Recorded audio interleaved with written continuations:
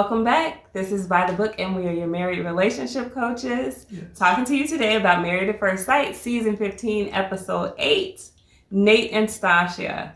We are on to the episodes that start to matter, okay? They're home. They're adjusted to married life. They're going to throw a party this episode with their friends. It's the housewarming party. We get to see them kind of interact that way, how they deal with a little bit of conflict, etc. So my question to my husband is, how do you think Nate and Stacia are doing so far? I think they're doing good, especially in comparison to some of the other couples that we saw this week. Yeah. They're still tried and true.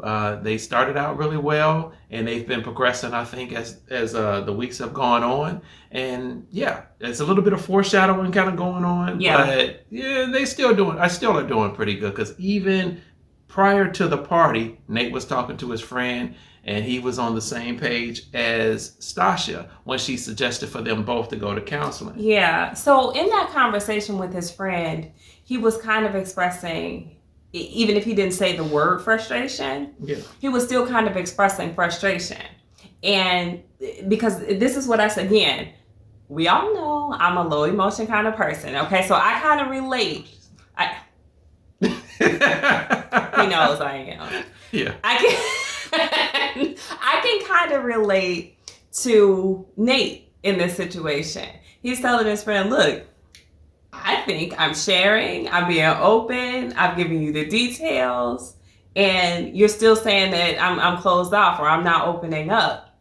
And I'm telling you, that is so frustrating for a lower emotion person to feel. We feel so judged by you very well-adjusted emotional people because we don't necessarily have it in us. And I feel like for him, it's just not a place that he goes. We often talk about the couples on Married at First Sight and how like their family history affects them. And, so his dad is military, very kind of structured guy, straight-laced, not going to make much of a fuss of anything. Mm-hmm. And his mom is absent. Yeah. That's a big hurdle to overcome right there. But however he's dealt with it, he's in his mid-30s and he seems to be operating okay. Like red flags don't actually pop out for me with him where you're like, ooh, he's got mom issues. Yeah. Maybe he does, but they're not like just red flagging him all over the place for me. So to challenge him so frequently, saying that he's not opening up, he's not emotional enough. People who are low emotion, we feel like we're being open when we tell details of our lives. It doesn't mean we have to cry about them. Yeah. So me hearing that is like nails on a chalkboard. Like it's so frustrated for me, and I just know it's gonna bubble over. It has to, because it's just irritating. Everybody doesn't respond to emotional things in the same way. So I'll start with that. Okay. All right. But so you think he's operating, in a functional standpoint? I do. I don't think that he's in a bad place. Okay. But one thing he did say was his mom is a stranger to him. Mm-hmm. He doesn't know her. Yes. And so would it have been would it be fair to say that as an adult he probably should have, sought her out to try to have some type of relationship with her or whatever? No. I don't think so. I mean, I can't say because, like my mom is very, very close to me. Yeah. So, I can't speak of that from experience, but I don't feel like it's his job or responsibility to seek a relationship out with his parent. As parents, we owe our children a lot. Yeah. If I don't have a relationship with my child, that's because of me. Mm-hmm. I owe it to them to reach out. And if his mom isn't going to reach out to him, I don't think that there's any one right way to deal with that. Mm-hmm. If he's closed the door on that chapter in his life, I think that that's all right. Yeah. I'm encouraged that he's willing to go to counseling just to sort things out. That doesn't mean he's going to go to counseling and all of a sudden start crying like Justin. No. He doesn't have to. He can process things in a lower emotion type of way and be okay. Yeah. I promise he can be all right. Yeah, I agree with you. And again, that's something that you or I, we haven't experienced. Yeah. And so my hat's off to him for being as functional and as well adjusted Yeah. as he is. I mean, because that's a huge one to kind of like get over, your mom not being in your life, and he's never really had her in his life, and so that's definitely huge. But he was saying that he wants to go through counseling so he can express himself. He can be more articulate about his emotions. And so, how do you feel about him kind of like taking that avenue, especially since it was suggested to him by Stacia? That's the thing. Like, I think that he's trying to please her. I think that he's very enamored with Stacia. I agree. And I think that he wants things to work with her. And why not? I mean, she's a beautiful girl. She seems to be fun-loving, down to earth, considering what her income is, especially relative to his. Yeah. And, why wouldn't he want things to work with her? So if she's suggesting something, there's been such a movement, and I'm so happy, I'm so proud of us, as a society, for encouraging counseling now, as opposed to it being shameful like it may have been 20 or 30 years ago. Yes. Now it's something that's, it's not a stigma attached to it. Yes. That's great. And so maybe he's embracing that, kind of on those terms, like, well, it's nothing to be ashamed of. I can go if it's going to make her feel better. But that's what I'm getting from him. I'm not getting him really seeking it out authentically because he thinks he needs to change or adjust. I think he's trying to accommodate her. He's very accommodating. He so much as said that. He said he's fine with expressing his emotions, but he wanted to go just to see if he can become a little bit better at expressing his emotions. And so he pretty much said that. And his friend basically piggybacked off that and saying that, hey, Nate he's an open guy. And so once you present something to him, most likely he's going to be like, okay, all right, I can do that. I'll give it a try. Yeah. So he's an accommodating kind of person. But I just don't like to see her continually needle at him on that particular issue, because I know it can be a frustrating thing. Yeah. So I don't want that to be the undoing of their relationship. There are a lot of, things that they're very in sync with. Yeah. And it seems like it can work out well, but that can be a sticking point. If she's not going to let it go, he's going to eventually be like, look, get off me a little bit. Yeah. I'm telling you what you need to know. I'm sharing with you. Just don't expect me to cry. I'm not Justin. Yeah. Well, what I think, correct me if I'm wrong. Yeah. But I think after a while, if a woman has gone through a few relationships and the one thing that was missing was an emotional connection, it maybe had a physical connection, a sexual connection or whatever, and then that relationship doesn't work. It fizzes out. And so next, she's probably like looking, this is where I messed up at.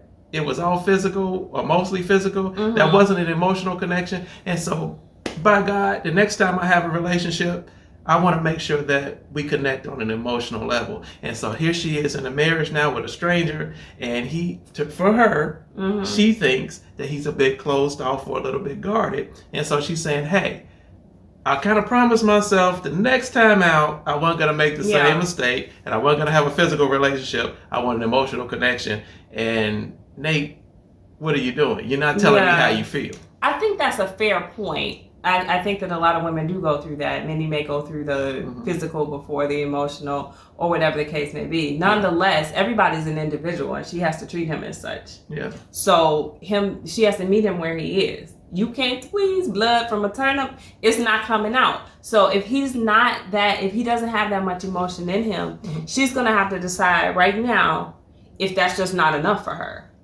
instead of badgering him to give her emotion that he doesn't have. It's going to be a problem. Yeah.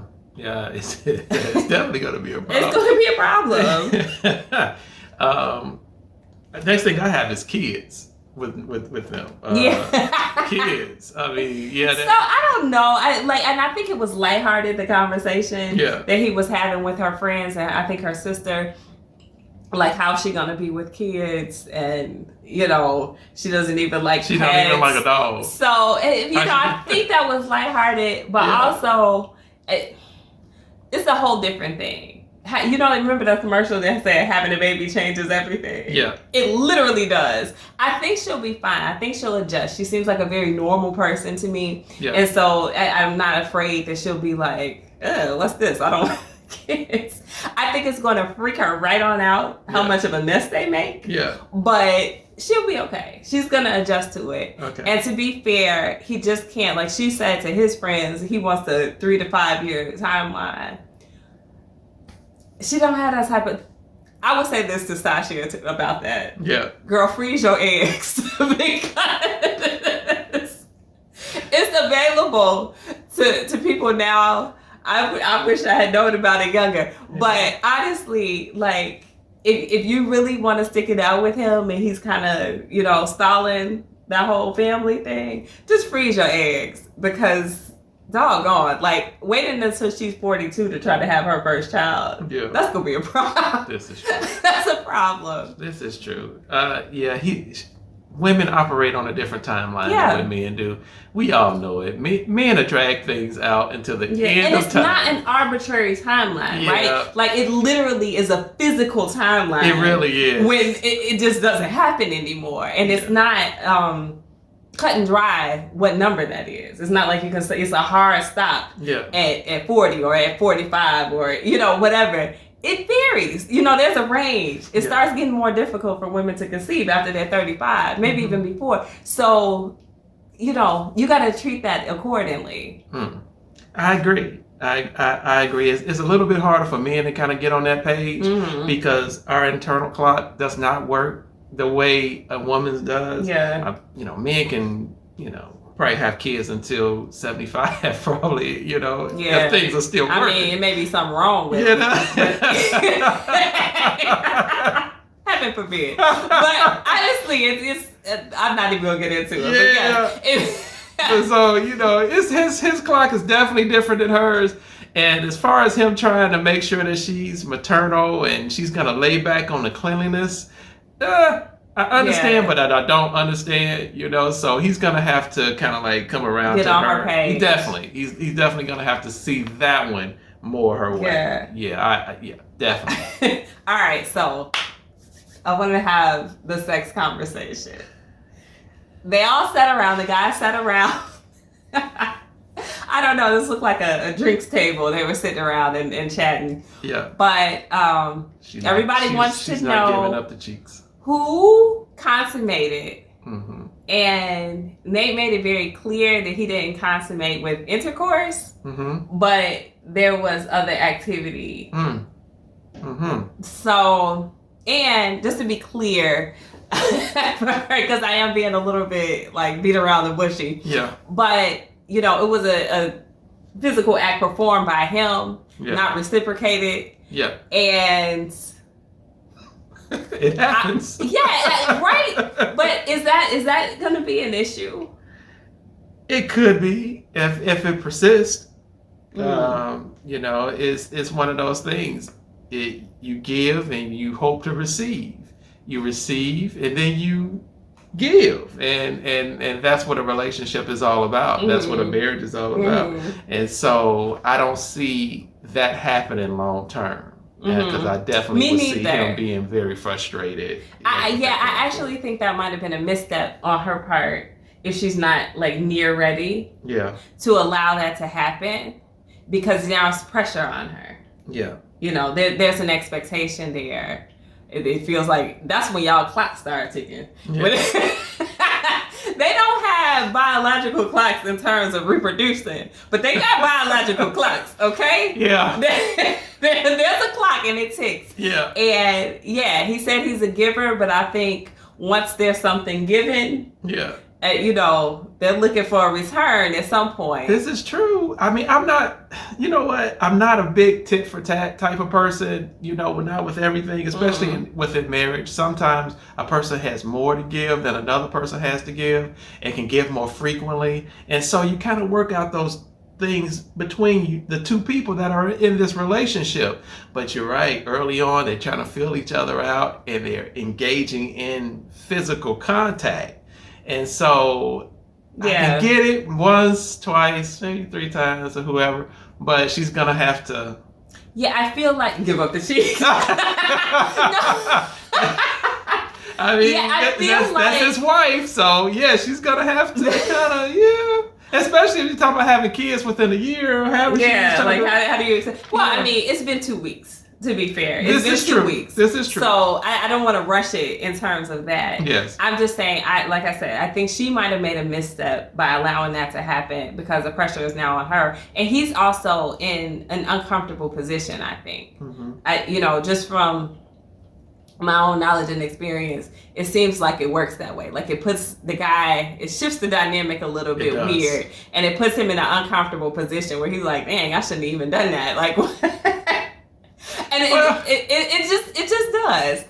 So I mean, you know what? Let us know what you think. I mean, you may not want to put all your business out there, but so you can just say theoretically, this is what happens in this situation. Yeah. I've heard from a friend. That's perfectly fine, but I think that it makes the man feel maybe a little used.